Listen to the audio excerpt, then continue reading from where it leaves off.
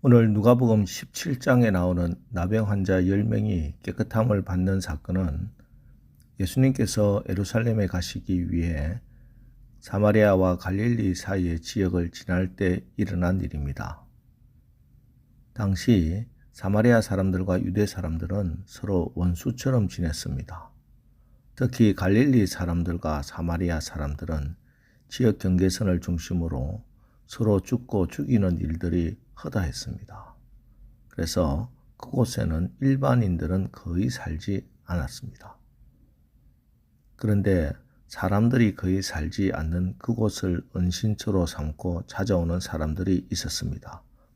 바로 나병 환자들이었습니다. 나병 환자, 이들은 사마리아 사회와 유대 사회에서 버림을 받은 사람들입니다. 그 중에 10명의 나병 환자들이 함께 생활했던 것 같습니다.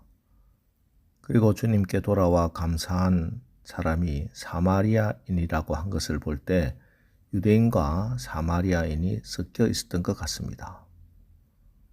말씀드렸다시피 당시에 유대인과 사마리아인은 상종도 하지 않았는데 나병 환자의 세계에서는 그런 구별이 없습니다. 사실 나병 환자에게 유대인이 무슨 소용이고 사마리아인이면 또 어떻겠습니까? 유대인이든 사마리아인이든 이방인이든 저들은 나병으로 말미암아 눈썹이 빠지고 손톱이 빠지고 발가락이 뭉개지고 온몸이 썩어 마침내는 죽게 되는 처참한 비극 아래 있었습니다. 나병이라고 하는 공동 비극이 저들의 모든 신분과 계급의 차별을 없애버린 겁니다. 그렇습니다. 이것이 바로 죄와 사망의 법 아래 있는 모든 인생의 현실입니다. 그래서 죄와 사망의 법 아래 있는 모든 인생은 유대인이고 이방인이고 아무런 차이가 없습니다. 민족이고 신분이고 아무런 차별이 없습니다. 좀 더 가진 것도 좀 더 배운 것도 좀 더 잘난 것도 아무 소용없습니다. 죄와 저주 아래 있는 영적 나병 환자들, 그들 모두의 운명은 결국은 사망이요 지옥 심판입니다. 그런데 이처럼 죄와 저주 아래 있던 이들에게 복음의 기쁜 소식, 예수님이 예루살렘으로 올라가시면서 자기들이 머물고 있는 마을을 지나간다는 소문을 듣게 된 겁니다. 그리고 간절한 마음으로 예수님의 일행을 기다리고 있는데 드디어 저 멀리서 예수님의 일행이 오고 있었습니다. 그러나 율법에 의하면 그들은 예수님께 다가갈 수 없습니다. 율법에 의하면 나병 환자들은 말 밖에 거해야 했고 사람에게 가까이 감이 허락되지 않았습니다. 일부러 옷을 찢어야 했고 머리카락을 풀어야 했습니다. 길을 가다 다른 사람을 만나면 입을 손으로 가리고 스스로 나는 부정한 사람이다 하고 외침으로 다른 사람들이 자기에게 가까이 오지 못하도록 해야 했습니다.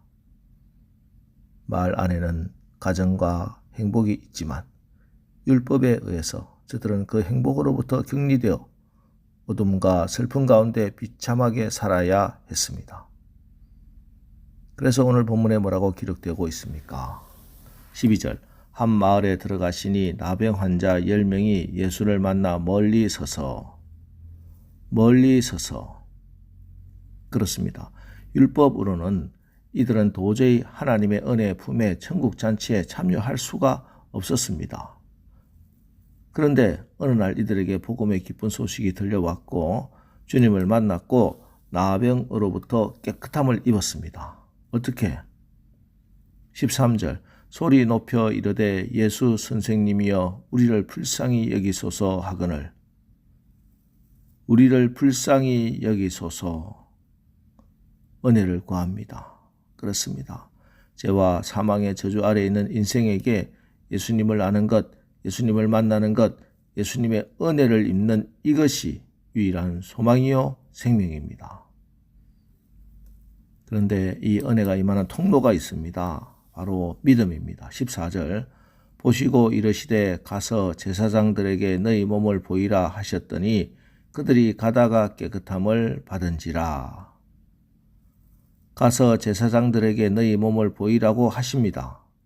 그러나 문제는 이 나병 환자들의 몸이 나은 것이 아니더라는 것입니다. 가서 보이라는 말씀만 있을 뿐 아직 현실이 바뀐 것이 아닙니다. 여전히 고름이 나고 진물이 나는 자기의 몸을 뻔히 들여다보면서 나았다는 믿음을 가진다는 것이 쉬운 일이 아니죠. 그럼에도 불구하고 이 10명의 나병 환자들은 그 마음에 믿음을 가졌습니다. 그렇습니다. 율법은 나은 상태에서 낫고 나서 제사장에게 찾아가는 것이지만 은혜는 말씀을 의지하여 병든 상태 그대로 나가는 겁니다. 그랬더니 그들이 가다가 깨끗함을 받은지라. 그렇습니다. 기적보다 믿음이 먼저입니다. 여러분, 믿음의 기도는 역사하는 힘이 크다고 하셨습니다. 오늘 새벽에 믿음으로 기도합시다. 믿음으로 기도하여 하나님이 역사하시는 그 역사를, 기도 응답을 받는 오늘 이 새벽 되시기를 주님의 이름으로 축원합니다. 그런데 사실 오늘 본문의 말씀의 핵심은 이 기적 사건이 아니라 이제부터 시작됩니다. 이렇게 10명의 나병 환자들이 믿음으로 병 고침의 은혜를 입었습니다. 큰 은혜를 입었습니다. 자, 여기까지는 9사람의 유대인과 한 사람의 사마리아인 사이에 아무런 차이가 없습니다. 그런데 주님께 돌아와 감사한 사람은 사마리아인 한 사람뿐이었습니다. 그래서 우리 주님이 말씀하십니다. 10사람이 다 깨끗함을 받지 아니하였느냐? 그 9은 어디 있느냐? 자, 오늘 이 예수님의 말씀을 오해하지 마십시오. 감사는 의무가 아닙니다. 감사가 조건도 아니에요. 예수님께 돌아와서 꼭 감사해야 한다고 말씀하지 않았습니다. 그 나머지 9사람들 감사 안 했다고 해서 병이 다시 재발했다고 생각하지 않습니다. 그러나 그 9은 어디 있느냐? 이 주님의 물음 속에는 은혜를 모르는 이 사람들을 향한 예수님의 슬픈 마음이 들어 있습니다. 10사람이 다 깨끗함을 받지 아니하였느냐? 그 9은 어디 있느냐?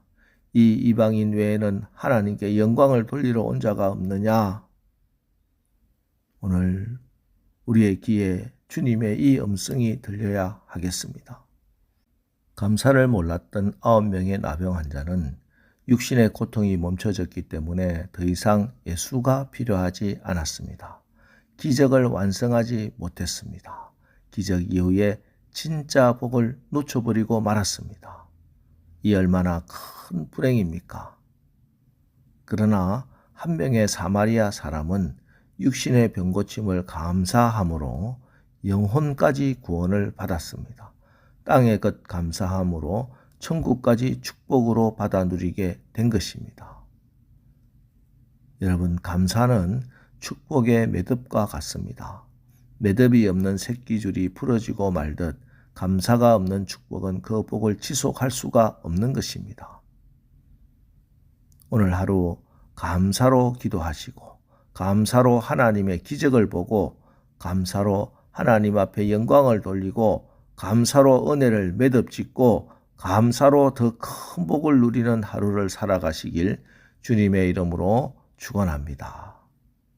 기도하겠습니다. 하나님, 죄와 사망의 법 아래서 영원한 저주의 인생을 살아갈 수밖에 없던 저희를 주님의 은혜로 하나님의 자녀로 삼아 주셨습니다.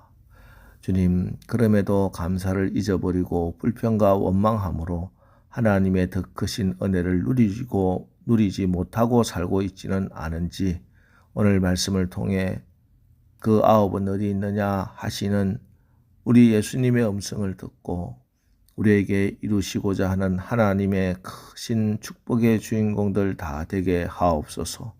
감사로 기도하고 감사로 예배하고 감사로 또 다른 은혜를 매듭짓고 이 복을 나누며 살아가는 오늘 하루 되게 하옵소서. 예수님의 이름으로 기도합니다. 아멘. 자, 이제 오늘 말씀을 붙들고 주여 오늘 하루도 우리가 감사함으로 하나님의 더 크신 은혜를 체험하고 하나님의 영광을 보는 오늘 하루를 살게 하옵소서. 우리 합심해서 기도하고 나가겠습니다. 우리 기도하겠습니다.